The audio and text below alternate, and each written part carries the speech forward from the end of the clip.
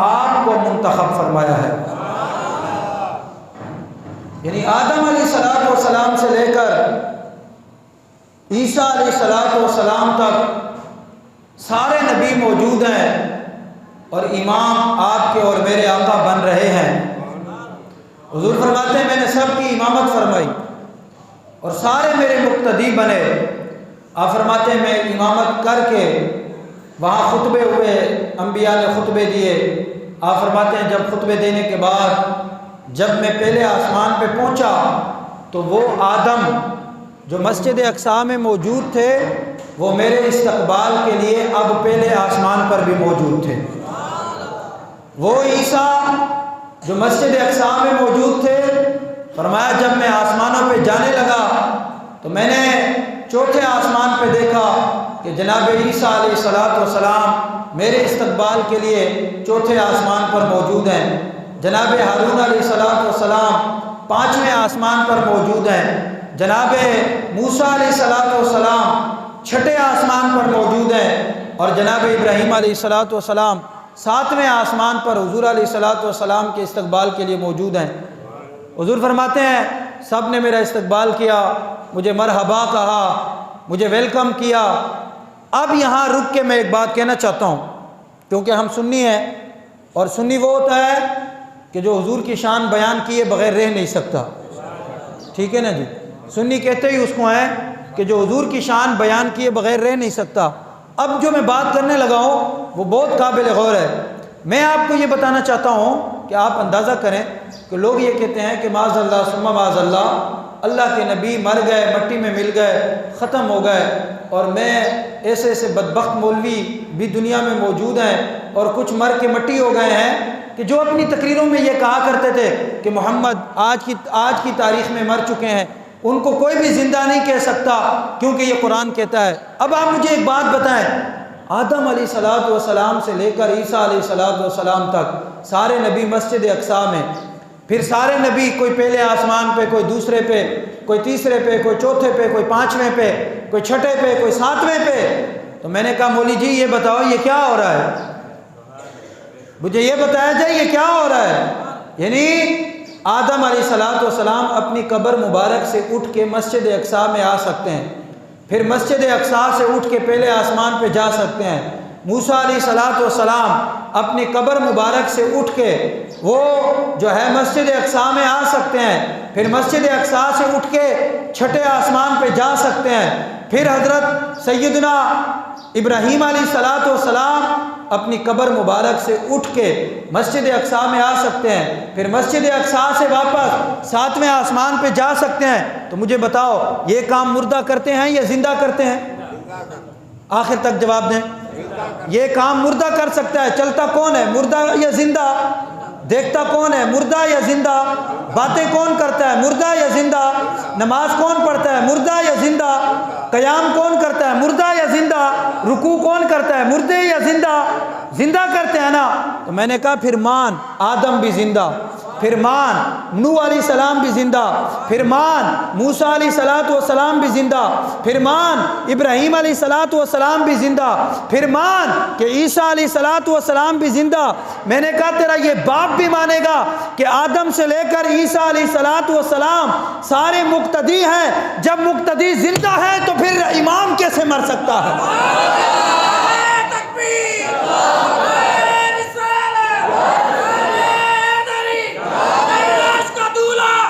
سبحان اللہ، توجہ۔ تو جب مقتدی زندہ ہے تو پھر امام کیسے مر سکتا ہے، بتایا جائے مجھے۔ تو اس کا مطلب یہ ہوا کہ ہمارے امام نے آج سے 150 سال یہ پہلے فرما دیا تھا، فرمایا کہ نبی مرتا نہیں ہے، نبی اپنی قبر میں زندہ ہوتا ہے، تبھی تو امام فرماتے ہیں تو زندہ ہے واللہ، تو زندہ ہے واللہ، میری چشم عالم سے چھپ جانے والے۔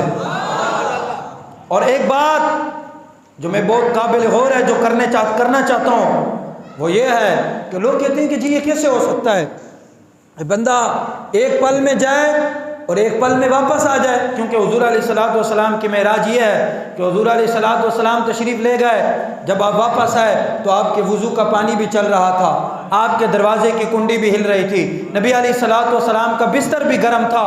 وہ کہتے ہیں جی یہ کیسے ہو سکتا ہے؟ میں نے کہا تمہیں پتہ ہونا چاہیے کہ اللہ رب العالمین پہلے دنیا کے اندر مثالیں قائم کرتا ہے، یہ کام پہلے رب نے کیا، اس کے بعد اپنے محبوب کو معراج کرے تاکہ کوئی اعتراض کر نہ سکے۔ میں آپ کو اس کی قرآن سے مثال دیتا ہوں، توجہ۔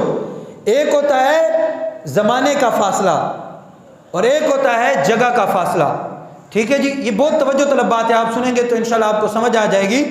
ایک ہوتا ہے زمانے کا فاصلہ، ایک ہوتا ہے جگہ کا فاصلہ۔ اللہ اکبر، دونوں کی مثالیں قرآن میں موجود ہیں، ٹھیک ہے نا جی؟ اس لیے کہ حضور علیہ الصلوۃ والسلام تشریف لے گئے، اس میں زمانے کا فاصلہ بھی موجود ہے اور جگہ کا فاصلہ بھی موجود ہے۔ کیوں؟ حضور علیہ الصلوۃ والسلام نے ہزاروں لاکھوں کروڑوں اربوں سال کا سفر منٹوں اور سیکنڈوں میں طے فرمایا۔ تو لوگ اعتراض کرتے ہیں کہ جی یہ کیسے ہو سکتا ہے؟ میں نے کہا قرآن پڑھ، قرآن پڑھ، تجھے قرآن بتائے گا کہ یہ کیسے ہو سکتا ہے۔ آپ توجہ فرمائیں، حضرت سیدنا سلمان علیہ الصلوۃ والسلام، آپ کا دربار لگا ہوا ہے، آپ کا دربار لگا ہوا ہے، آپ کو پتہ چلا کہ ملکہ بلقیس میری بارگاہ میں آ رہی ہے، تو آپ نے اپنے درباریوں سے فرمایا، کیونکہ آپ کی یہ شان تھی کہ جب آپ کا دربار لگتا تھا، جب آپ علیہ الصلوۃ والسلام کی بارگاہ میں لوگ جمع ہوتے تھے تو آپ کی یہ شان تھی کہ صرف آپ کی بارگاہ میں انسان نہیں آتے تھے، جنات بھی آتے تھے، پرندے بھی آتے تھے، دیہ بھی آتے تھے، پریاں بھی آتی تھی۔ حضرت سیدنا جناب سلمان علیہ الصلوۃ والسلام نے فرمایا کون ہے وہ بندہ جو جائے اور ملکہ بلقیس کا تخت میری بارگاہ میں لے آئے؟ پتہ ہے وہ ملکہ بلقیس کا تخت کتنا دور پڑا ہوا تھا؟ جہاں آپ تشریف فرما تھے وہاں سے 900 میل کی مسافت تھی، 900 میل کا فاصلہ تھا، 900 میل وہ دور پڑا ہوا تھا۔ حضرت سیدنا سلمان علیہ الصلوۃ والسلام نے فرمایا کون ہے وہ بندہ جو جا کر وہ ملکہ بلقیس کا تخت لے کر آئے؟ تو قرآن کہتا ہے قال عفریت من الجن انا آتیک بہ قبل ان تقوم من مقامک۔ انہوں نے کہا جی میں یہ تخت لے آؤں گا۔ آپ نے فرمایا کتنی دیر میں لاؤ گے؟ انہوں نے کہا جی میں اتنی دیر میں لاؤں گا کہ جب تک آپ کی محفل چل رہی ہے، جب تک آپ کی محفل ختم ہوگی، ابھی آپ کی محفل ختم نہیں ہوئی ہوگی اور میں ملکہ بلقیس کا تخت لے آؤں گا۔ آپ نے فرمایا نہیں، مجھے اس سے بھی جلدی چاہیے۔ یہ جگہ کا فاصلہ آپ دیکھیں کتنا دور ہے، 900 میل۔ حضرت سیدنا سلمان علیہ الصلوۃ والسلام کہاں بیٹھے ہیں اور ملکہ بلقیس کا تخت کہاں پڑا ہوا ہے؟ آپ نے فرمایا مجھے اس سے بھی جلدی چاہیے۔ اب قرآن کیا کہتا ہے؟ فرمایا قال الذی عنده علم من الکتاب۔ آپ کا ایک امتی کھڑا ہوا، آپ کا کلمہ پڑھنے والا کھڑا ہوا، آپ سے محبت کرنے والا کھڑا ہوا، آپ کا فیض یافتہ کھڑا ہوا، آپ سے نور پانے والا کھڑا ہوا، آپ کی بارگاہ کا ایک گدھا کھڑا ہوا، آصف بن برخیہ۔ انہوں نے کہا جی میں ہوں تو آپ کا گدھا، میں ہوں تو آپ کا غلام، میں ہوں تو آپ کا کلمہ پڑھنے والا، میں ہوں تو آپ کا امتی، لیکن اگر آپ حکم فرمائے تو یہ خدمت میں سر انجام دے سکتا ہوں۔ آپ نے فرمایا کتنی دیر میں؟ اب یہ میں قرآن پڑھنے لگا ہوں۔ قرآن کہتا ہے قال الذی عنده علم من الکتاب انا آتیک بہ قبل ان یرتد الیک طرفک۔ انہوں نے کہا جی اگر آپ اجازت دیں تو آنکھ جھپکنے سے پہلے یہ تخت میں لا سکتا ہوں۔ نبی نہیں ہے، نبی توجہ، نبی نہیں ہے، نبی کا امتی ہے، نبی کا غلام ہے، نبی کا کلمہ پڑھنے والا ہے، نبی سے محبت کرنے والا ہے، نبی کا چاہنے والا ہے، نبی سے الفت رکھنے والا ہے۔ آپ نے فرمایا تو لا سکتا ہے؟ انہوں نے کہا جی بالکل میں لا سکتا ہوں۔ قرآن کہتا ہے قال الذی عنده علم من الکتاب۔ وہ ایسا بندہ تھا جو سلمان علیہ الصلوۃ والسلام کے زمانے کا عالم تھا، آپ کے زمانے کا ولی تھا۔ آپ نے فرمایا لا سکتے ہو؟ کہا جی میں لا سکتا ہوں۔ آپ نے فرمایا ٹھیک ہے آپ آنکھ بند کریں۔ سلمان علیہ الصلوۃ والسلام نے آنکھ بند کی، جب آنکھ کھولی تو ملکہ بلقیس کا تخت سامنے آ چکا تھا۔ جگہ کا فاصلہ کتنا تھا؟ 900 میل۔ کتنا؟ بولو گنگے تو نہیں ہو سارے، کتنا فاصلہ تھا؟ 900 میل۔ یہ آپ جگہ کی مثال دیکھیں، اس کو قرآن بیان کر رہا ہے۔ ہاں جی میں نے کہا تو حضور علیہ الصلوۃ والسلام کے فاصلے پر اعتراض کرتا ہے کہ جی اتنا فاصلہ تھا وہ کیسے گئے اور کیسے آئے؟ میں نے کہا وہ رب، میں نبی کی بات نہیں کر رہا۔ آپ توجہ فرما رہے؟ میں نبی کی بات نہیں کر رہا، میں نے کہا وہ رب جو سلیمان علیہ السلام کے غلام کو، آپ کے امتی کو یہ طاقت عطا فرما سکتا ہے کہ وہ 900 میل دور پڑا ہوا تخت پلک جھپکنے سے پہلے لا سکتا ہے، تو پھر محمد عربی پلک جھپکنے سے پہلے عرش تک کیوں نہیں جا سکتے؟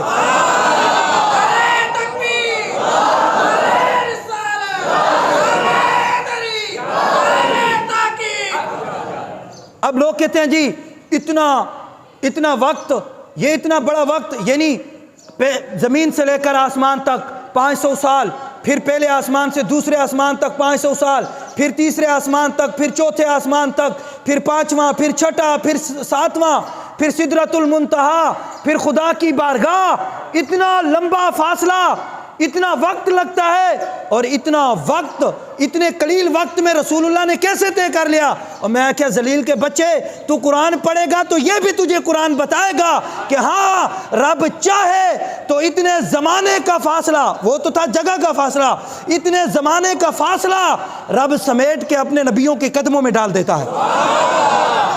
یہ قرآن ہے، قرآن پڑھو، سورۃ کہف پڑھ کے دیکھو، اصحاب کہف 309 سال تک سوتے رہے۔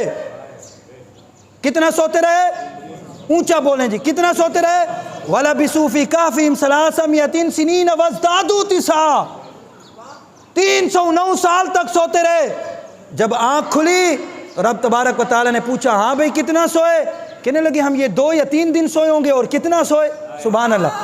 ہاں سیدنا عزیر علیہ السلام، یہ رب کا قرآن ہے، 100 سال تک سوتے رہے۔ کتنے 100 سال تک؟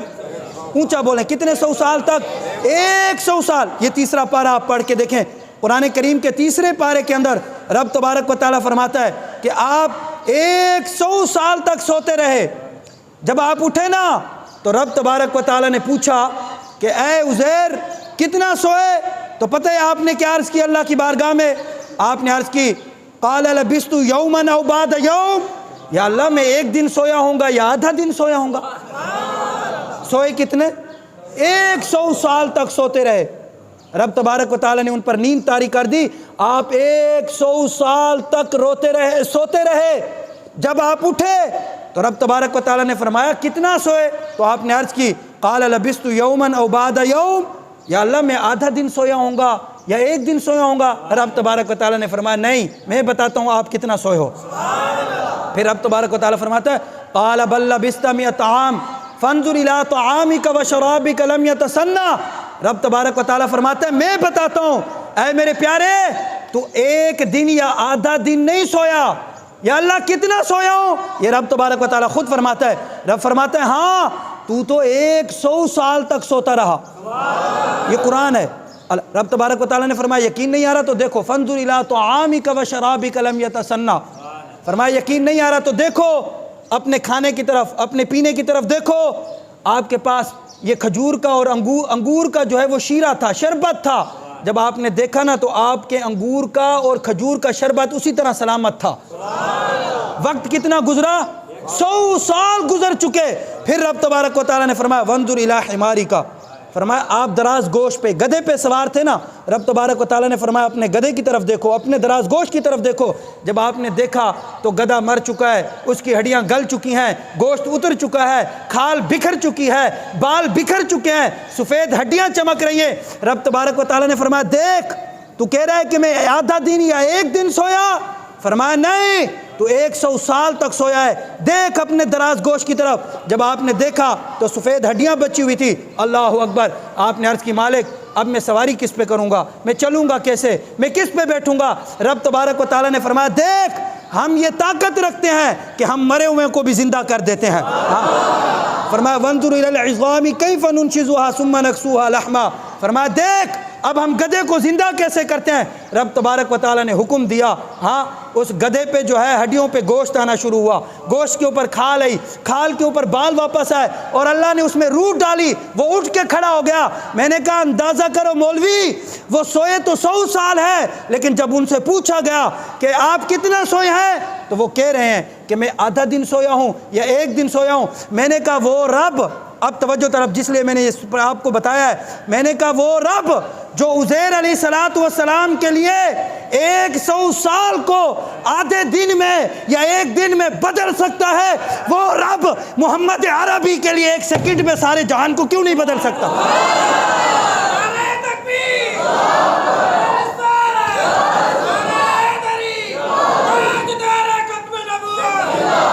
حضور فرماتے ہیں میں گیا اور یوں واپس آیا، سبحان اللہ، فرمایا میں یوں گیا اور یوں واپس آیا، اللہ اکبر، فرمایا میں آیا تو بھی میرا بستر بھی گرم تھا، گھڑی سے سیل نکال لو، 2 سال بعد بھی واپس آؤ گے نا تو سوئی وہیں کھڑی رہے گی، ایسا ہے کہ نہیں ہے؟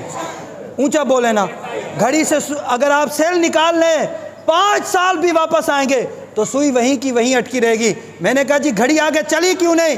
تو بتایا گیا اس کی روح نکال لی گئی ہے، اس کی روح نکال، گھڑی کی روح کیا ہے؟ سیل، ٹھیک ہے نا جی؟ تو میں نے کہا بدبختو سنو، جب محمد عربی معراج پہ تشریف لے گئے تو ایسا سمجھو کہ کائنات کی روح نکال لی گئی تھی، کائنات وہاں ٹھہر گئی، کائنات وہاں رک گئی، جب محمد عربی واپس آئے تو کائنات چلنا شروع ہو گئی۔ اور میں آپ کو یہ بات بتاؤں، ہمارے علماء نے لکھا ہے، فرمایا کہ محبوب کا جانا یہ تعجب کی بات نہیں ہے، محبوب کا جانا یہ تعجب کی بات نہیں ہے، محبوب کا وہاں جا کے واپس آ جانا یہ تعجب کی بات ہے۔ علامہ غلام رسول سعیدی رحمۃ اللہ علیہ نے قلم توڑ دیا۔ آپ یقین کریں آج میں مطالعہ کر رہا تھا، واللہ جب میں نے یہ بات پڑھی نا، میں کافی دیر سے مطالعہ کر رہا تھا، لیکن جب میں نے یہ بات پڑھی نا تو دل کر رہا تھا اٹھ کے رقص کروں۔ علامہ غلام رسول سعیدی نے قلم توڑ دیا۔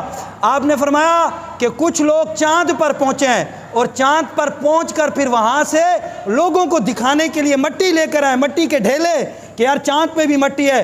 آپ نے فرمایا وہ مٹی تھے، توجہ فرما رہے ہیں، فرمایا وہ مٹی تھے، مٹی پر گئے اور مٹی لے کر آئے۔ فرمایا محبوب ذکر تھے، خدا کی بارگاہ میں گئے تو فرمایا ذکر لے کے گئے، واپس آئے تو ذکر لے کے آئے۔ ہاں، فرمایا وہ مٹی تھے، مٹی پر گئے اور مٹی لے کر آئے۔ فرمایا یہ محبوب تھے رب کے، رب کی بارگاہ میں گئے، ذکر تھے، ذکر لے کر گئے، ذکر لے کر آئے۔ میں نے کہا وہ ذکر کیا تھا؟ فرمایا وہ رب کا سلام تھا، وہ رب کی رحمتیں تھی، وہ رب کی برکتیں تھی، وہ رب کی طرف سے نماز کا تحفہ تھا۔ میں نے کہا بندگان خدا، جب رب تبارک و تعالی عزیر علیہ السلام کو ان کے لیے زمانے کو ایک جمع کر سکتا ہے، وقت کو جمع کر سکتا ہے، وقت کو مختصر کر سکتا ہے، اصحاب کہف کے لیے وقت کو روک سکتا ہے، تو محمد عربی کے لیے کیوں نہیں روک سکتا؟ حضور فرماتے ہیں، میں مختصر کرتا ہوں وقت کم ہے، حضور فرماتے ہیں کہ میں سدرۃ المنتہا پر جب پہنچا تو آپ فرماتے ہیں کہ وہاں پہنچ کے میں نے جبریل سے کہا جی آگے چلیے، جبریل رک گئے، عرض کی نہیں یا رسول اللہ آگے میں نہیں جا سکتا۔ آپ نے فرمایا نا نا چلو، عرض کی نہیں یا رسول اللہ میں آگے نہیں جا سکتا۔ اللہ اکبر۔ معارج النبوت میں ملا معین الدین کاشفی رحمۃ اللہ علیہ نے لکھا ہے تو یہ ضعیف روایت لیکن فضائل میں چلتی ہے، آپ نے لکھا ہے، آپ نے فرمایا حضور علیہ السلام سدرہ پر ہیں، جبریل اس طرف ہیں، سرکار اس طرف ہیں، حضور جبریل کو کہہ رہے ہیں آگے چلیے، جبریل پیچھے ہٹ رہے ہیں، حضور نے فرمایا آگے چلیے، جبریل پیچھے ہٹ رہے ہیں، عرض کر رہے ہیں یا رسول اللہ میری حد یہاں تک ہے۔ آپ توجہ فرما رہے ہیں، فرمایا میری حد یہاں تک ہے، بس میں یہاں تک جا سکتا ہوں، یا رسول اللہ میں آگے نہیں جا سکتا۔ حضور نے فرمایا آنا، تو آتا تھا میری بارگاہ میں، فرمایا آج میں تجھے بتاؤں جہاں تو بھی نہیں جا سکتا محمد عربی وہاں جا سکتے ہیں۔ فرمایا آؤ نا اوپر چلیں۔ ملا معین الدین کاشفی رحمۃ اللہ علیہ نے کمال کر دیا، آپ نے لکھا کہ جب حضور علیہ السلام آگے جانے لگے نا تو حضور نے یوں جبریل کا ہاتھ پکڑا اور جبریل کو کھینچا اپنی طرف کہ آنا یار چلیے اوپر۔ جب جبریل کو پکڑ کے کھینچا نا تو جبریل علیہ السلام کا جسم مبارک سکڑ کے چڑیا جتنا ہو گیا۔ کتنا ہو گیا؟ چڑیا جتنا ہو گیا۔ حالانکہ پتہ ہے جبریل کا جسم مبارک کتنا بڑا ہے؟ آپ کے 600 پر ہیں۔ ایک مرتبہ حضور علیہ السلام مدینہ منورہ میں جلوہ گر تھے، صحابہ کے جھرمٹ میں حضور تشریف فرما ہے، اتنے میں حضور نے دیکھا کہ مدینہ منورہ میں اندھیرا چھا گیا، سورج چھپ گیا۔ حضور نے فرمایا یہ کیا ہوا؟ اتنے میں آپ نے دیکھا تو جبریل امین حاضر ہو گئے۔ حضور نے فرمایا جبریل یہ کیا ہے؟ عرض کی یا رسول اللہ آج میرا دل چاہ رہا تھا، میں نے اپنے 2 پر کھولے ہیں۔ جب جبریل نے 2 پر کھولے نا تو افق چھپ گیا، سورج چھپ گیا، ہر طرف اندھیرا ہی اندھیرا چھا گیا۔ حضور نے فرمایا جبریل تیرے کتنے پر ہیں؟ عرض کی یا رسول اللہ 600 پر ہیں۔ حضور نے فرمایا ان کی طاقت کیا ہے؟ یا رسول اللہ اگر میں اپنے پر ماروں نا تو زمین و آسمان سارے ریت کی طرح ریزہ ریزہ ہو جائیں، اس میں پہاڑ بھی ہیں، اس میں شجر بھی ہیں، اس میں پتھر بھی ہیں۔ یا رسول اللہ یہ زمین و آسمان ریزہ ریزہ ہو جائیں، مجھے رب نے اتنی طاقت عطا فرمائی ہے۔ اور میں کیا مسلمانہ دیکھ، یہ تو ہے جبریل کی طاقت، پھر محمد عربی کی طاقت کا عالم دیکھ۔ جبریل بھی سدرہ پہ ہاتھ باندھ کے کھڑا ہوا ہے۔ حضور فرما رہے ہیں ہاں نا آگے چلیں۔ یا رسول اللہ میں آگے نہیں جا سکتا، میری حد یہاں تک ہے۔ میں کیا ذلیلہ تو کہتا ہے مصطفیٰ جبریل کو دیکھنے گئے تھے، جبریل تو سدرہ پر رک گئے۔ ہاں حضور نے جب یوں پکڑ کے کھینچا نا تو علماء نے لکھا ہے کہ جبریل علیہ السلام کے اتنے بڑے پر، آپ کا اتنا بڑا جسم، آپ کا جسم چھوٹا ہو کے چڑیا جتنا ہو گیا، اور عرض کرنے لگے یا رسول اللہ آگے میری رستہ نہیں ہے، آگے میری منزل نہیں ہے، یا رسول اللہ میری حد یہاں تک ہے۔ سرکار نے فرمایا پھر میں جا رہا ہوں۔ اس پہ سبحان اللہ بنتی ہے۔ حضور نے فرمایا پھر میں جا رہا ہوں۔ مصطفیٰ جان رحمت خود فرماتے ہیں، آپ فرماتے ہیں کہ جب میں آگے چلا نا تو یہاں امام اہل سنت، مجدد دین و ملت، پروانہ شمع رسالت مولانا شاہ احمد رضا خان نے قلم توڑ دیا۔ آپ نے لکھا، آپ فرماتے ہیں تبارک اللہ ہے شان تیری، تجھی کو زیبا ہے بے نیازی، کہیں تو وہ جوش لن ترانی، کہیں تقاضے وصال کے تھے۔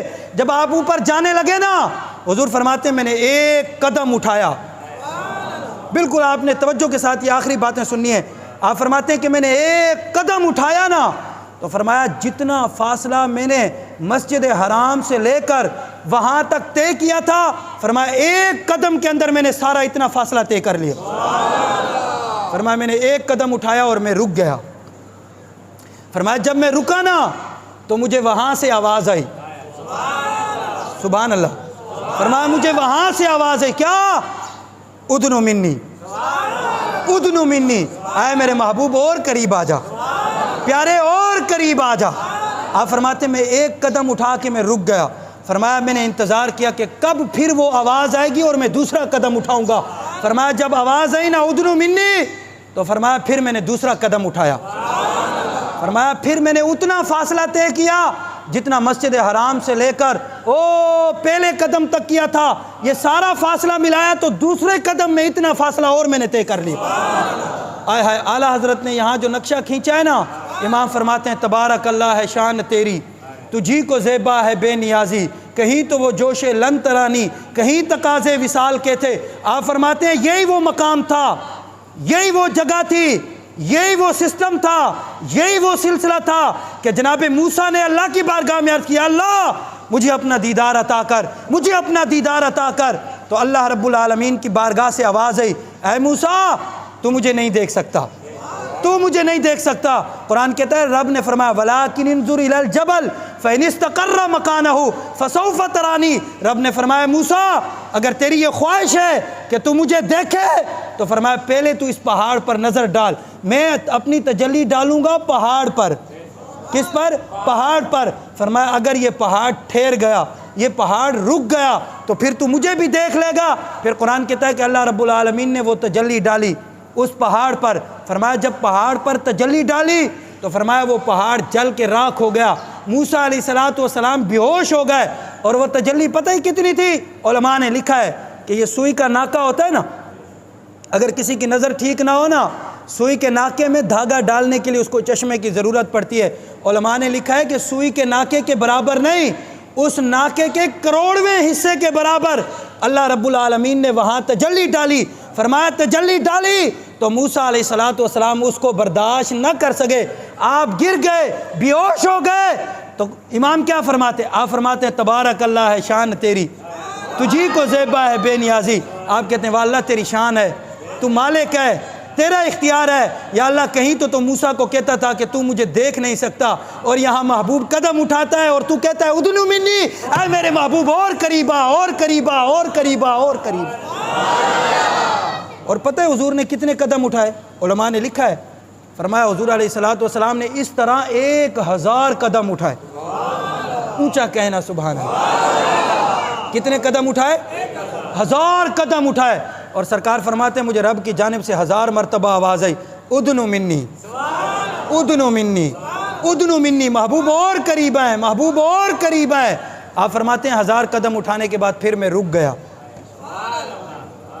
آئے ہائے ہائے ہائے، کمال کر دی علماء نے۔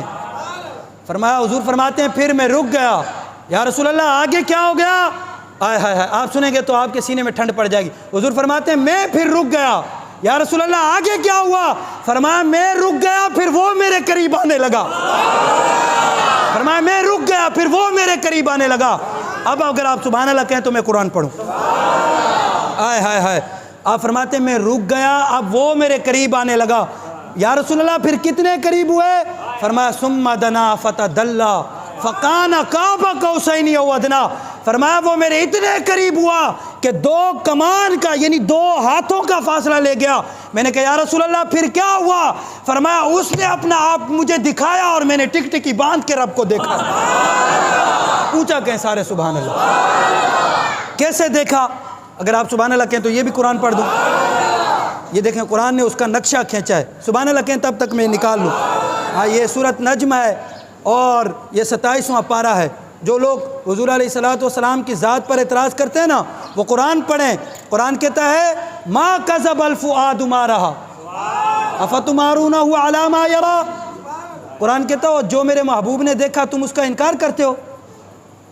اور کس نے تمہیں کہہ دیا کہ تم انکار کرو؟ فرمایا میرے محبوب نے جو دیکھا ہے اس کا کوئی انکار کر سکتا نہیں ہے۔ اونچا بولیں، کوئی انکار کر سکتا۔ اور قرآن کے آپ الفاظ سنیں آپ حیران ہو جائیں گے۔ قرآن کہتا ہے ما زاغ البصر وما طغى لقد رأى من آیات ربہ الکبریٰ۔ اس سے پہلے جو میں نے آیت پڑھی نا کہتا ہے ما کذب الفؤاد ما رأى۔ فرمایا میرے محبوب کی آنکھ نے جو دیکھا ہے دل نے اس کی تصدیق کی ہے۔ ہاں جو منظر آنکھوں نے دیکھا ہے نا دل نے بھی تصدیق کی ہے کہ محبوبہ جو تو نے دیکھا ہے وہ ٹھیک ہی دیکھا ہے۔ ہاں یہ قرآن ہے۔ آگے کیا کہتے ہیں افتمارونہ علی ما یری۔ فرمایا میرے محبوب نے جو دیکھا ہے تم اس پہ جھگڑتے ہو، تم یہ کہتے ہو کہ نہیں دیکھا۔ اور میں نے کہا یہ کہنا تو ابو جہل کا طریقہ ہے، یہ کہنا تو ولید بن مغیرہ کا طریقہ ہے، یہ تو عتبہ اور شیبہ کا طریقہ ہے۔ میں نے کہا انکار کرنا یہ ابو جہل کی نسل کا طریقہ ہے اور محبوب کی معراج کی تصدیق کرنا یہ صدیق اکبر کا طریقہ ہے۔ ہاں یہ صدیق اکبر کا طریقہ ہے، میں آپ کو حقیقت بتا رہا ہوں، یہ صدیق اکبر کا طریقہ ہے۔ آگے پتہ ہے قرآن کیا کہتا ہے؟ بس یہ آیت پڑھ کے پھر میں اپنے جملوں کو اختتام کی طرف لے کر جاتا ہوں۔ قرآن کہتا ہے ما زاغ البصر وما طغى۔ فرمایا محبوب نے کیسے دیکھا؟ میں ابھی 27 رجب المرجب کی رات خالد بھائی کا گاؤں ہے نا، وہاں میری تقریر تھی، جلسہ تھا تو میں وہاں تھا۔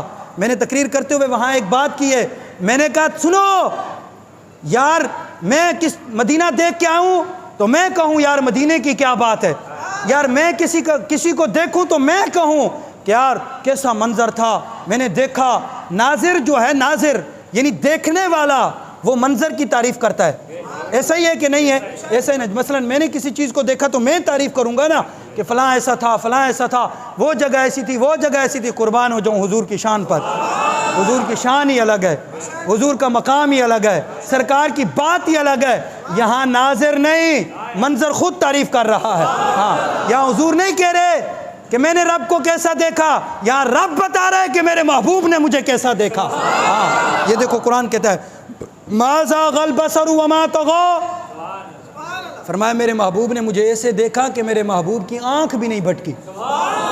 آپ ٹک ٹکی باندھ کے اگر سورج اپنی آب و تاب پر ہو تو دیکھ سکتے ہو سورج کو، ٹک ٹکی باندھ کے کوئی دیکھ سکتا ہے، لیکن یہ قرآن کہہ رہا ہے کہ میرے محبوب نے مجھے ٹک ٹکی باندھ کے دیکھا ہے۔ یہاں کچھ لوگ کہتے ہیں نہیں جی وہ تو جبریل کو دیکھنے گئے تھے۔ میں نے کہا جو 24,000 مرتبہ آیا ہو ان کو پھر وہاں دیکھنے جانا تھا انہوں نے۔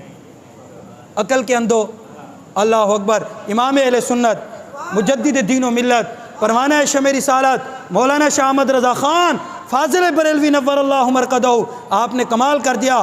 آپ فرماتے ہیں اتار کر ان کے رخ کا صدقہ یہ نور کا بٹ رہا تھا باڑا کہ چاند سورج مچل مچل کر جبی کی خیرات مانگتے تھے۔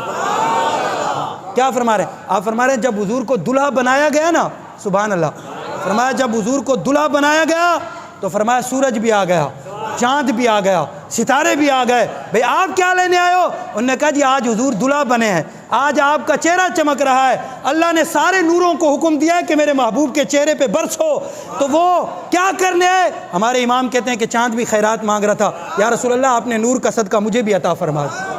چاند خیرات مانگ رہا تھا، ستارے خیرات مانگ رہے تھے۔ میں کہا ذلیلہ تجھے خیرات کی ضرورت نہیں ہے،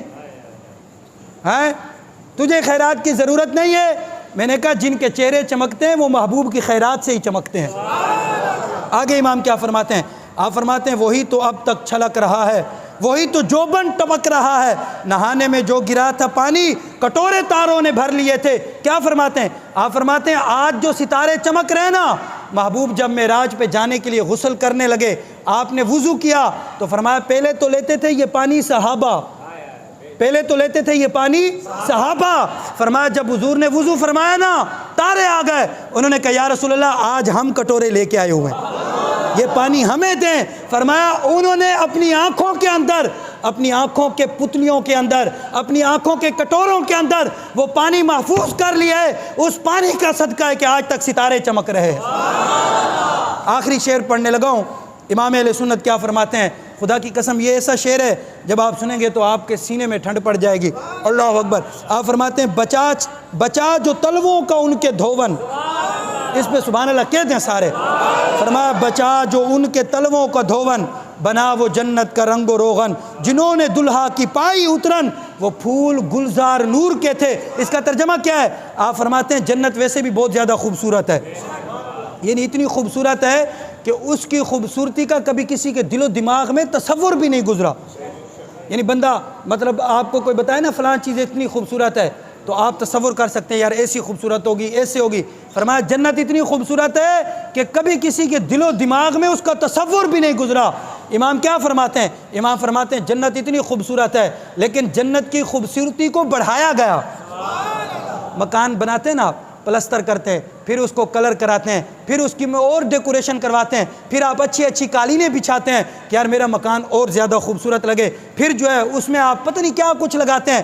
امام فرماتے ہیں جنت ویسے بھی بہت خوبصورت تھی لیکن رب نے چاہا کہ اس کی خوبصورتی کو بڑھایا جائے، اس کی خوبصورتی میں اور اضافہ کیا جائے، اس کو اور سجایا جائے۔ پتہ امام کیا فرماتے ہیں؟ امام فرماتے ہیں جنت کی خوبصورتی کو کیسے بڑھایا گیا، جنت کی خوبصورتی میں اضافہ کیسے کیا گیا؟ میں نے کہا امام آپ ہی بتا دیں۔ امام فرماتے ہیں بچا جو ان کے تلووں کا دھون، بنا وہ جنت کا رنگ و روغن۔ آپ فرماتے ہیں کہ رب نے فرمایا فرشتوں عرض کی جی مولا، فرمایا محبوب جب اپنے قدم دھوئیں نا، اور ڈھیلے ڈالے سنیو سبحان اللہ کہہ دو، یہ باتیں سنیوں کی سمجھ میں آتی ہیں، منکروں کی سمجھ میں، سارے بولیں منکروں کی سمجھ میں نہیں آتی، یہ سنیوں کا مقدر ہے۔ امام فرماتے ہیں کہ پھر جو آپ کے قدم مبارک سے جو پانی لگا تھا نا، فرشتوں نے ان کے کٹورے بھرے، بالٹیاں بھری، اس پانی کو محفوظ کیا۔ پھر کیا کیا؟ امام فرماتے ہیں پھر وہ جنت میں لے گئے، یوں جنت کے محلات پہ چھڑکا، سبحان اللہ۔ ہاں فرمایا پھر حوروں نے اپنے جو ہے وہ رخساروں پہ چھڑکا، پھر حوروں نے اپنے جو ہے وہ چہروں پہ چھڑکا۔ میں نے کہا پھر کیا ہوا؟ امام نے فرمایا جنت ویسے بھی بہت زیادہ خوبصورت تھی، جب حضور کے قدموں کے بچے ہوا پانی چھڑکا گیا تو جنت اور زیادہ خوبصورت ہو۔ رہے گا یوں ہی ان کا، اونچا بولیں جی، رہے گا یوں ہی ان کا، رہے گا یوں ہی ان کا، پڑے خاک ہو جائیں اور انہیں جانا، انہیں جانا، انہیں جانا، انہیں جانا، انہیں جانا، انہیں جانا، نہ رکھا غیر سے کام، للہ الحمد میں دنیا سے مسلمان گیا۔ سمجھ گئے نا جی؟ سنی حضور کی معراج سے بیان کرتے، اونچا کہنا سبحان اللہ۔ آپ یقین کریں واللہ العظیم میں آپ کو حقیقت بتا رہا ہوں، بہت ساری باتیں میں نے جان بوجھ کے چھوڑ دی ہیں، ورنہ اس میں ایک بات ایسی بھی ہے وہ میں عرض کر دیتا ہوں مختصر۔ حضور فرماتے ہیں جب میں اوپر بڑھنے لگا نا تو رب کی جانب سے مجھے آواز ہے قف یا محمد فإن ربک یصلی۔ میں نے کہا مولوی تیرا بچے گا ہی کچھ نہیں، تو حضور کی شان گھٹاتا ہے نا، تیرا بچے گا ہی کچھ نہیں، تو تیرا خاندان ویسے ہی جل کے مر جائے گا۔ رب کہتا ہے قف یا محمد فإن ربک یصلی۔ رب فرماتے ہیں پیارے رک جائیے، آپ کا رب اپنی شان کے لائق آپ پہ درود پڑھ رہا ہے۔ اللہ، اب یہاں بندے کی عقل جواب دے جاتی ہے، یہ حضور خود فرما رہے ہیں۔ فرمایا جب میں آگے بڑھا نا تو رب کی جانب سے آواز ہے قف یا محمد فإن ربک یصلی، پیارے رک جائیے، آپ کا رب آپ پر صلوات پڑھ رہا ہے۔ صلوات کا ترجمہ آپ رحمت بھی کر سکتے ہیں، برکت بھی کر سکتے ہیں، درود بھی کر سکتے ہیں، جو رب کی شان کے لائق ہے، ٹھیک ہے نا جی۔ تو یہ حضور کی شان ہے۔ اب اگر کوئی ایویں ہی کسی کا دماغ خراب ہو یا کسی کے عقل کی جو ہے وہ عقل میں میڈیکل پرابلم ہو، چاہے وہ اپنے آپ کو مولوی کہتا ہو یا عالم کہتا ہو یا حافظ کہتا ہو یا قاری کہتا ہو، ہمارے پاس اس کا علاج نہیں ہے۔ خدا کی عزت کی قسم، میں آخر میں یہی کہنا چاہوں گا، ہم نے معراج کا ذکر کیا تو منکر اٹھ کے کھڑے ہو گئے، ہم نے میلاد کا ذکر کیا تو منکر اٹھ کے کھڑے ہو گئے، ہم نے صلوات پڑھی تو منکر اٹھ کے کھڑے ہو گئے، ہم نے درود پڑھا تو منکر اٹھ کے کھڑے ہو گئے۔ اور میں نے کہا بتا، کوئی ایسا موقع تو نے ہاتھ سے جانے دیا ہے کہ ہم حضور کی شان بیان کرنے لگے اور تو اٹھا نہ ہو؟ کہنے لگا کہ جی میری فطرت ہی یہی ہے۔ میں نے کہا تجھے تیری فطرت مبارک ہو، اور ہماری فطرت یہ ہے کہ منکر جتنے بھی تکڑے ہوں پر ہم حضور کا ذکر کرتے رہیں گے۔ ہاں، امام نے کیا فرمایا؟ امام نے فرمایا غیظ میں جل جائیں بے دینوں کے دل، یا رسول اللہ کی کثرت کیجئے۔ فرمایا جلتے ہیں تو جل کے مر جائے، پر تم یا رسول اللہ کا نعرہ لگاتے رہنا، اسی نعرے میں رب نے تمہارے لیے کامیابیاں اور کامرانیاں رکھی۔ اونچا بولو،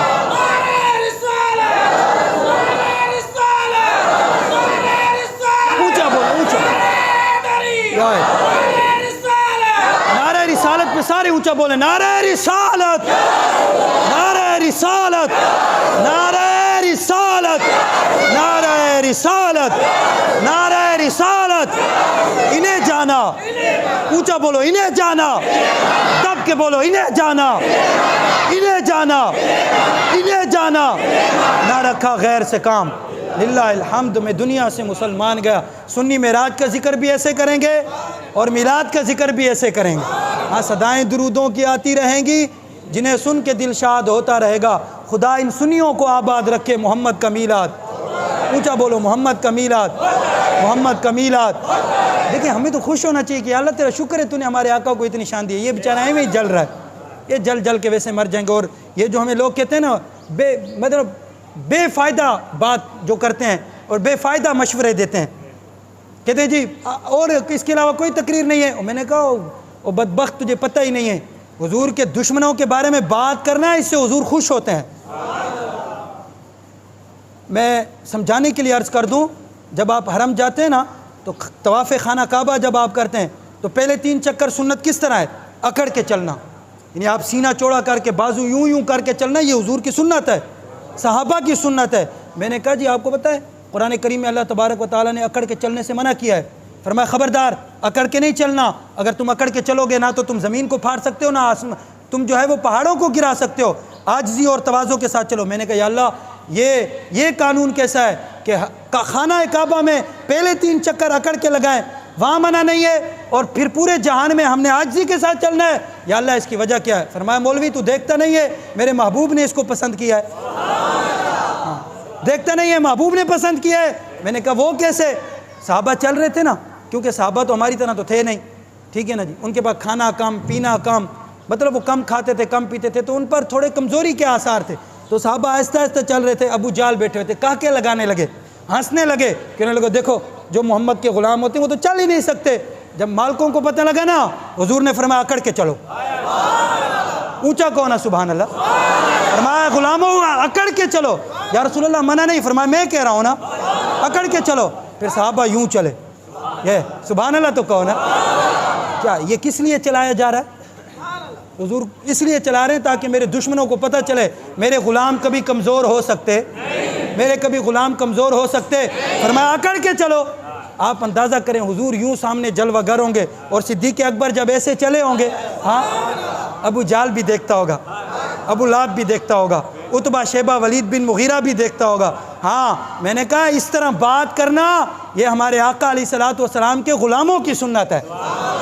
اور پھر ہم پتہ جس صدی میں ہم جی رہے ہیں نا، یہ صدی باب رضوی کی صدی ہے، ہاں ہمارے بابے کی صدی ہے۔ اور ہمارے بابا فرمایا کرتے تھے، فرماتے تھے یوں کرنا یہ کوئی طریقہ نہیں ہے۔ آپ فرماتے تھے ایسی تقریر کرو کہ اگلے کا دھونک نکال کے رکھ دو، پتہ چلے کہ حضور کا غلام کوئی بات کر رہا ہے۔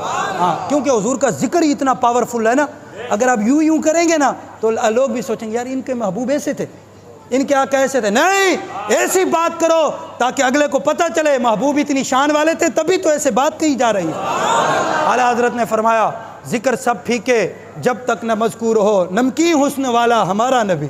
ہاں بس بات ختم ہو گئی، سب سے اولا وہ اعلیٰ، سب سے بالا وہ والا۔